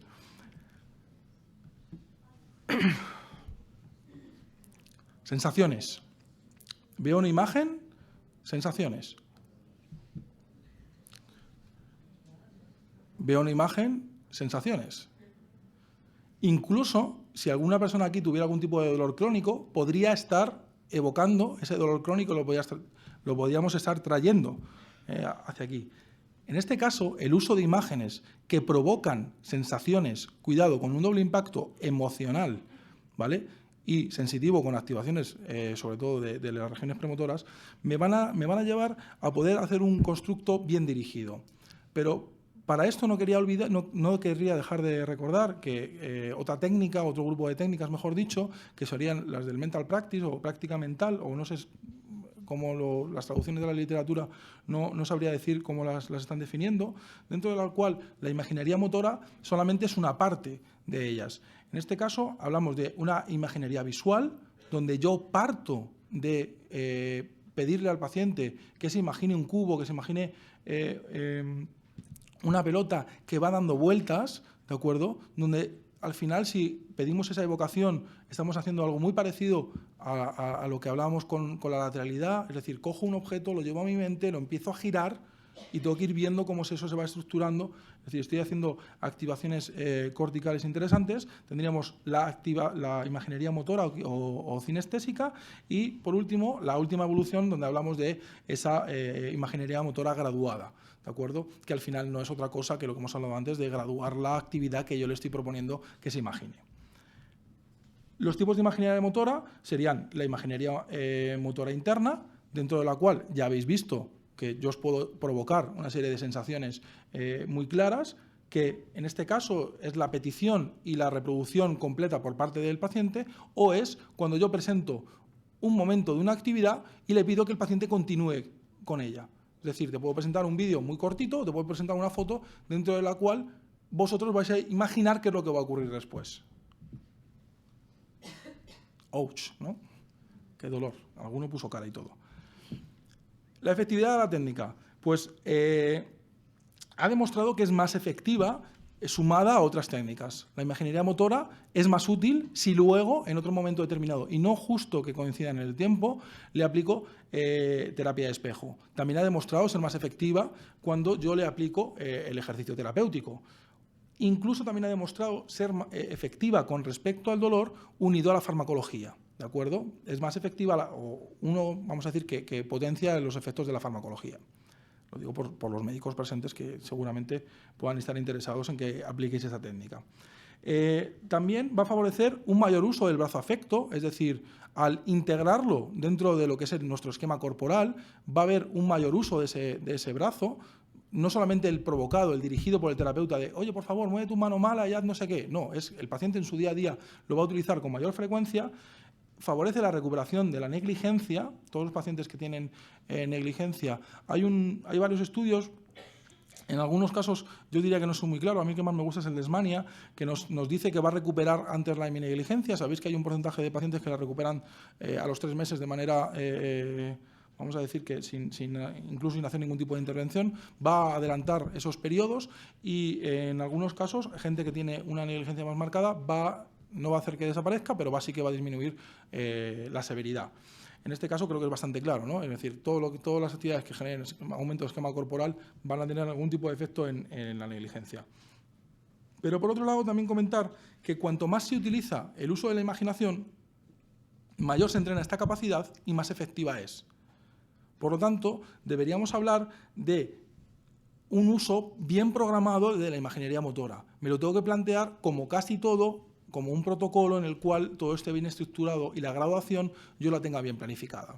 ¿Cómo sería una sesión de imaginería motora? Y esto me he ido a las referencias de la EBSR, hay una página que se llama Jan Stroke, que está bastante bien, seguramente muchos de vosotros la conocéis, y proponen algo parecido a esto que os planteo.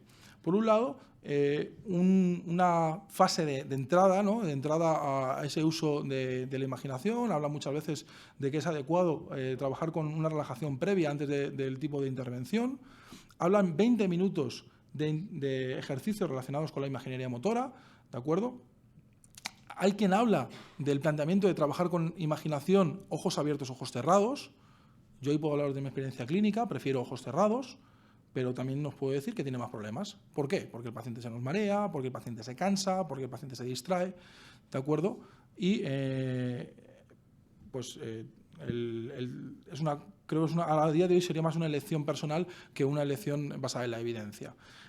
Por otro lado, hay que preestablecer descansos. Imaginaos que estuviera aquí ahora 20 minutos imaginando cosas. Pues llega un momento, o te aburres, ¿qué puede ocurrir? A no ser que tengas muy claro que...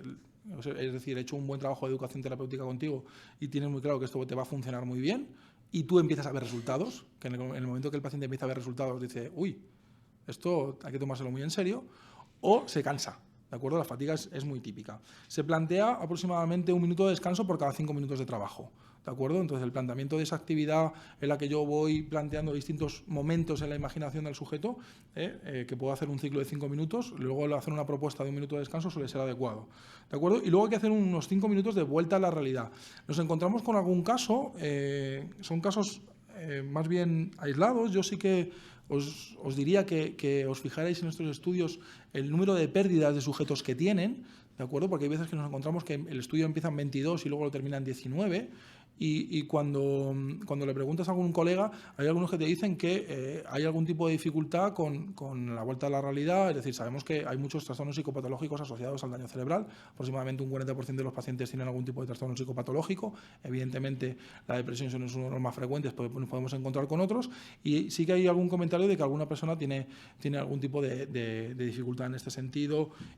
Y bueno, pues es a tener en cuenta, por lo menos. Yo creo que así es.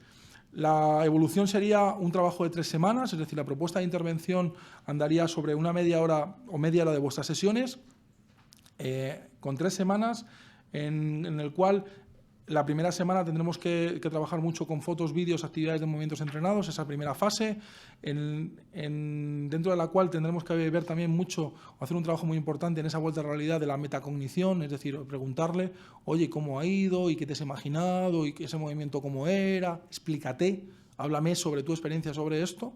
¿De acuerdo? Es una buena estrategia para la vuelta a la realidad, que a lo mejor algunos decían, si esto de la vuelta a la realidad, ¿cómo lo hago? ¿No? La segunda semana suele ser un buen momento para identificar problemas motores, es decir, qué te cuesta hacer, cómo te cuesta llevarlo a cabo, porque muchas veces los pacientes me cuesta mover el brazo y no sé más. No, ¿qué te cuesta? Elevarlo, trasladarlo, llevarlo a la izquierda, llevarlo a la derecha. Y es un buen momento para plantear el problema y corregirlo mentalmente. Y a partir de la tercera semana podemos empezar ya a realizar tareas con actividad de movimiento. El nivel de evidencia científico, sí que podéis ver aquí que el nivel de efectivo es bastante mayor. Es efectivo para la función, es efectivo para reaprender actividades de la vida diaria, tanto en fases crónicas como subagudas, ¿vale? Con distintos niveles de evidencia, es decir, faltan estudios, que es lo que he comentado un poco al principio. No podemos ser muy contundentes con todo esto. Como conclusiones, un poco de todo, ¿no? Juzgar a la lateralidad no es suficiente, es decir, es el primer paso, pero no ha demostrado beneficios, es decir, ha demostrado beneficios sumar el trabajo de la lateralidad más la imaginería motora. La lateralidad por sí misma no ha demostrado beneficios a día de hoy, es bueno combinarla. La imaginería motora ha demostrado menos beneficios que la terapia de espejo, ¿de acuerdo? Que luego Raquel nos contará. Y aplicada por sí misma en pacientes que tienen algún tipo de afectación dolorosa puede aumentar el dolor. Es mucho más útil realizar imaginería motora integrada en un protocolo, ¿de acuerdo? Es decir, mañana, por favor, que nadie se ponga a hacer imaginería motora porque sí. Esto es muy nuestro. Fui a una charla, me dijeron y lo hago. Vamos a programar, vamos a pensar. Son periodos bastante cortos, 3 semanas, y ha demostrado ser mejor que la terapia convencional. Y aquí he hecho un capote de los pocos fisios que hay, nada más que se ha comparado con la fisioterapia tradicional. Es más efectiva que la fisioterapia tradicional, pero porque no hay estudios en terapia ocupacional. Si fuera más efectiva que la terapia ocupacional, lo diría sin ningún tipo de... Digo porque como yo tengo la etiqueta de terapeuta, no penséis mal. Es lo que nos dice la evidencia. Y una parte que no querría dejar de tocar con respecto al uso de estas técnicas, con respecto al dolor en paciente neurológico, comentar que existe dolor en ictus, el 40% de los sujetos tienen dolor, muchos de ellos se resuelven, pero muchos otros no, incluso algunos en porcentajes pequeños empeoran a pesar del procedimiento terapéutico que nosotros utilicemos, ¿de acuerdo? Y al año nos encontramos con un 22% de sujetos con lesiones de hombro. Los tipos de dolor ya los conocéis de sobra. Quizás llamar la atención sobre el dolor central o talámico como un dolor en el que se ha demostrado bastante evidencia que funciona cuando tenemos algún tipo de situación en ese sentido, y que aquí sí que se ha demostrado la utilidad de la triple vía o el triple escalón de lateralidad, imaginería motora y terapia de espejo como la situación más efectiva, comparable al uso de imaginería motora más fármacos, ¿de acuerdo? Esta es la bibliografía utilizada y vamos a tomarnos un café, yo creo, ¿no?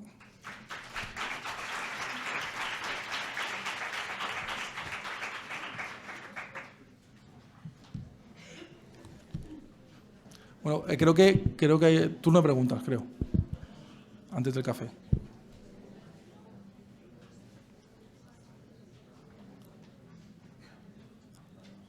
Hay muchas ganas de café, vamos a tomar el café. Gracias.